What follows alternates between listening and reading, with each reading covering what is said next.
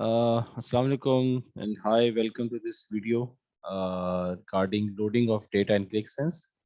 Here you can see the QlikSense interface.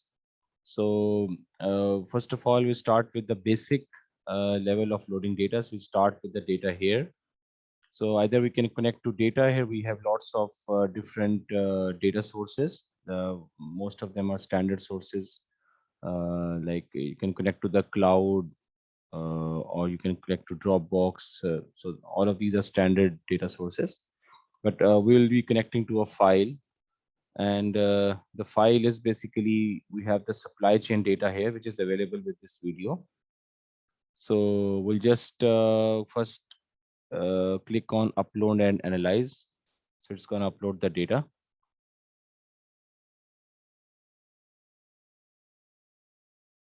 So you can see it's saying preparing the data.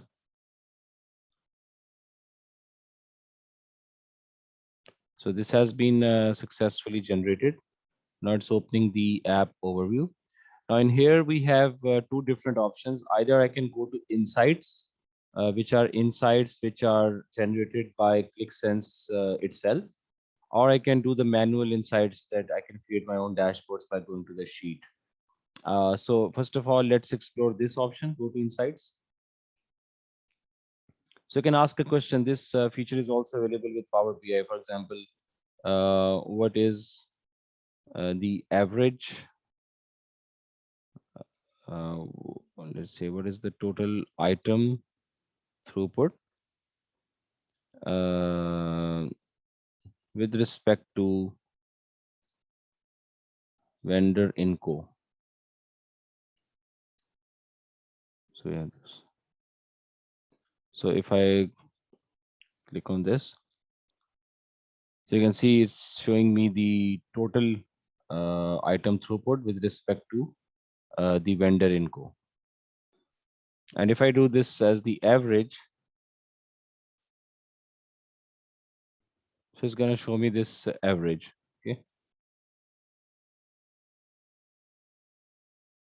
Similarly, if I say, okay, how is the freight cost varying uh, with respect to client delivery date.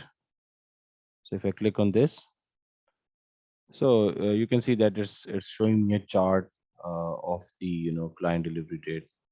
So the insights found in that. So I can just clear the results here. I can also ask the software to generate the insights itself on what it deems are got good results to show.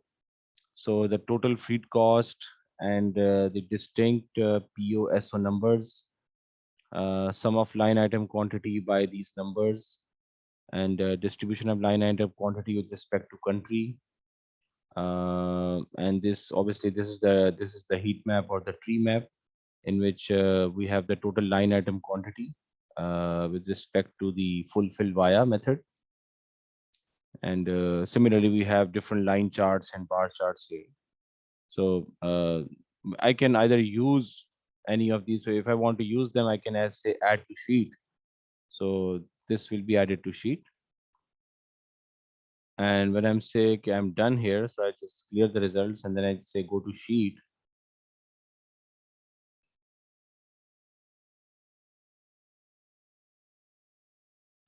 So if I go to the sheet, then you can see that this has been already added to this to the sheet that I like.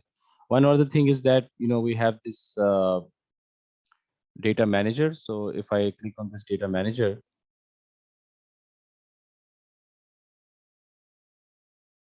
then this allows me to form associations between two different tables or two different data sources.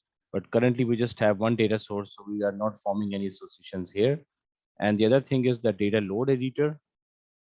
This allows me, this is another way to load the data. So either I can create a new connection like we saw these data sources before as well, but now this is a script which is available within uh,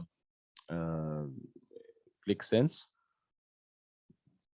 and I can I can just upload the file that I already have, the supply chain data file,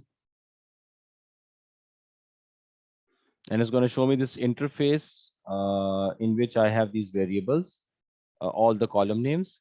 And if I just deselect one column name, then that column is going to be deleted from the script.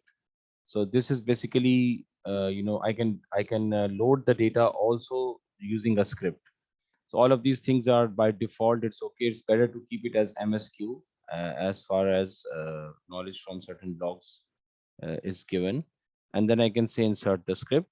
So this script is going to be inserted. These are the default parameters. We If you want to change them, you can change. For example, if the timestamp format, the date you are importing is not in this format or some other format. In our case, the date is in this format, the month and the day and the year format. But if there is some other format, then you can change it here. Similarly, you can change the timestamp format and the other, built-in keywords as well. So now, if I click on load data,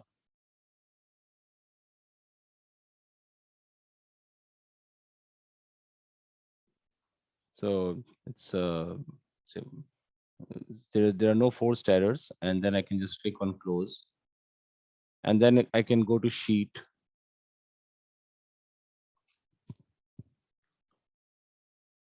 and I can click on edit sheet. So the edit sheet is now going to show me the fields.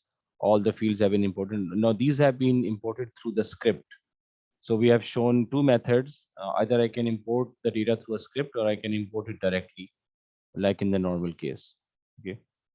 So in the next video, we'll be talking about the interface items here.